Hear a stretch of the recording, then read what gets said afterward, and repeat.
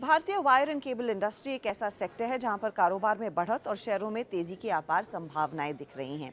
यही वजह है कि हाल ही के भारी करेक्शन के बाद भी पॉलीकैब जैसे शेयरों में निवेशक खरीदारी का कोई मौका नहीं छोड़ रहे हैं।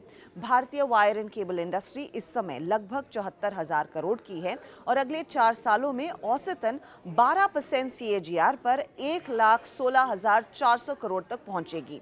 ऑर्गेनाइज प्लेयर्स की ग्रोथ तो 14 से 18% रहने का अनुमान जताया गया है। ये ग्रोथ मूलतः सरकारी और प्राइवेट कैपेक्स के साथ बेसिक हाउस होल्ड्स ड्राइव करने वाले हैं। डोमेस्टिक मार्केट शेयर के लिहाज से अगर देखें तो इस सेक्टर में सबसे बड़ा खिलाड़ी कौन है? पॉलीकैब के हाथ में करीब 15.1% मार्केट शेयर है। KEI 7.8% मार्केट शेयर होल्ड करता है तो हेवल 7.5%। फिनोलेक्स के हाथ में 5.7% का मार्केट है और हाल ही में लिस्ट हुई RR काबेल 5% तक का मार्केट शेयर होल्ड करता है।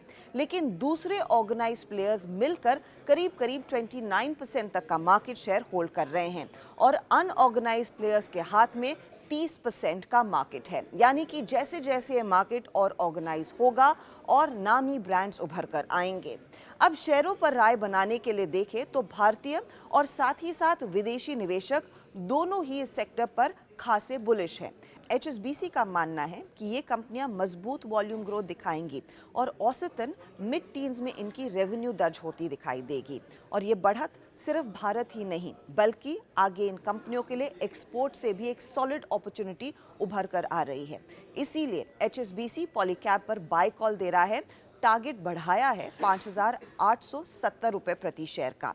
KEI इंडस्ट्रीज पर भी ये बुलिश है, बाय कॉल दिया है। इसका टारगेट हाल ही में बढ़ाकर 3,850 रुपए प्रति शेयर किया है।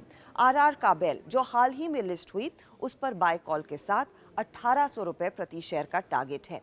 वहीं एक्सिस कैपिटल ने हाल ही में KEI इंडस्ट्रीज पर भी कवरेज की शुरुआत की है। इनकी रेटिंग बाय की है, टारगेट 4,100 रुपए प्रति शेयर का है। एक्सिस कैपिटल का मानना है कि इस इंडस्ट्री में FY23 से FY28 तक कम से कम 17% तक की रेवेन्यू ग्रोथ देखने को मिल सकती है।